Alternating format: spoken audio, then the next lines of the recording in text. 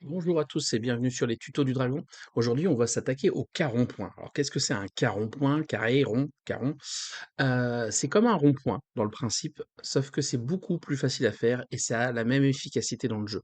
Je rappelle que les ronds-points, l'avantage, c'est que vous allez pouvoir faire des croisements fluides avec vos trains, hein, de façon bien plus efficace que des croisements en T ou en croix classique. Le problème des ronds-points, c'est qu'il faut faire des ronds. Et bon, dans Satis, ça se fait, mais c'est plus long à faire. Là, on va faire un carré et vous allez voir que ça marche très très bien. Alors, comment on fait un carré rond-point? On commence tout simplement par faire une dalle de 9 par 9.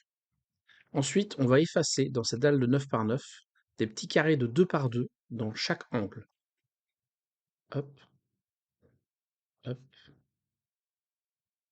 et voilà. Ensuite, vous allez mettre les directions que vous voulez. Maximum 4, bien entendu, une sur chaque côté, hein. Mais il peut y en avoir que 3, il peut y en avoir que 2, hein, et il peut y en avoir même qu'une seule, ça sert de demi-tour, tout simplement. Vous vous placez ici, vous faites un petit coup H et vous allez déplacer de 4 votre fondation. Vous allez comprendre pourquoi c'est utile, parce que c'est beaucoup plus facile à construire, tout simplement. Hop, on se met au milieu, H, 1, 2, 3, 4. Alors moi je vais le faire à 4 directions, hein, mais encore une fois, on peut faire moins. 1, 2, 3, 4.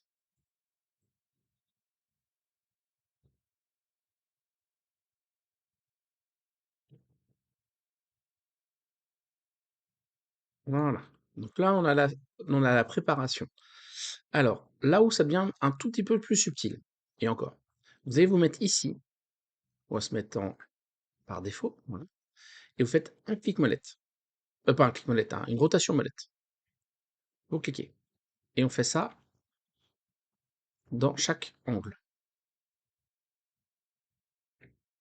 Voilà.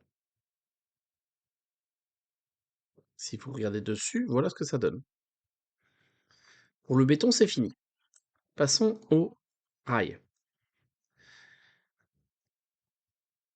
Alors, si vous voulez faire ça proprement, faut regarder les deux points du bord, là, et vous allez aux deux points opposés.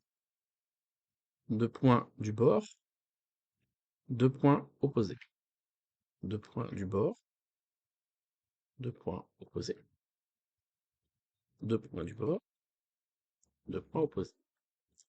Ensuite, dans les travaux préparatifs, vous allez faire à 1 du carré un bout de 2 de rail de 2. Hop. Et puis après, autant que vous voulez, on s'en fiche, ça ne change plus rien. Plus aucun impact sur l'affaire. Pareil, on y va. Un bout de rail de 2.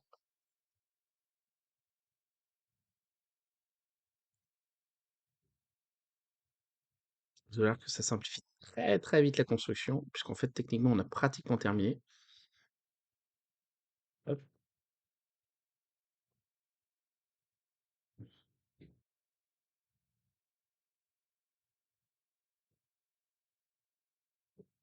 Voilà.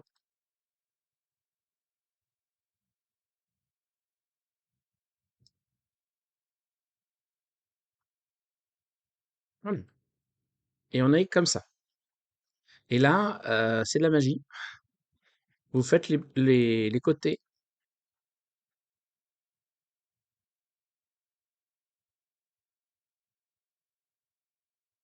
puis les bords,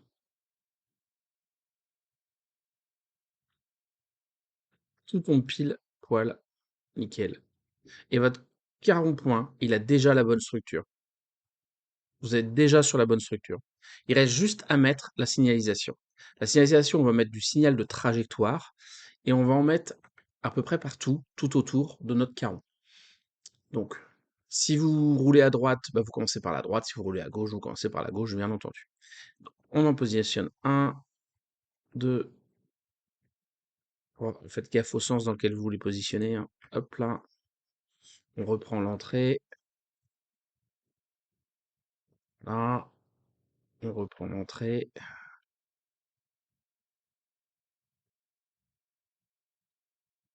Hop, hop, et hop. Et normalement, j'ai pas fait d'erreur de positionnement. On est OK.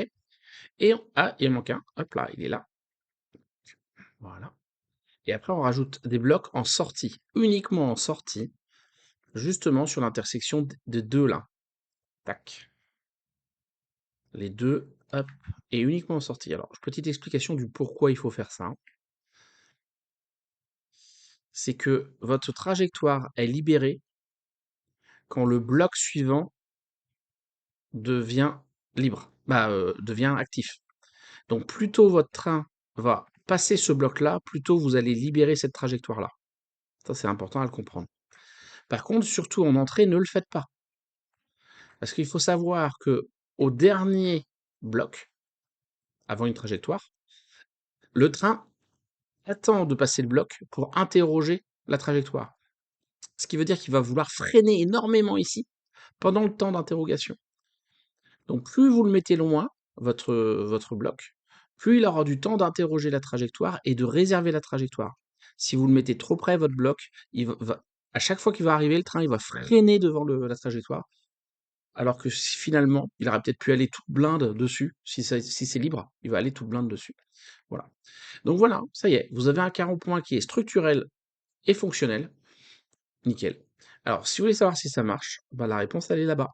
Je vous montre très rapidement comment ça fonctionne. Là, ici, j'ai mis 4 gares avec un carreau point au milieu, 12 trains qui se baladent, et c'est fluide depuis des heures et des heures et des heures, et ça ne pose aucun problème. Les trains parfois ralentissent si leur trajectoire est prise, des fois ils accélèrent, des fois ils se croisent tous les deux d'un côté et de l'autre. Ça ne pose absolument aucun problème. C'est un système qui marche très très bien. Voilà, j'espère vous avoir convaincu de faire des quarts ronds-points. Je vous fais des gros bisous. Dites-moi en commentaire si vous aimez les quarts ronds-points. Et je vous souhaite à tous une très très bonne journée. Ciao ciao.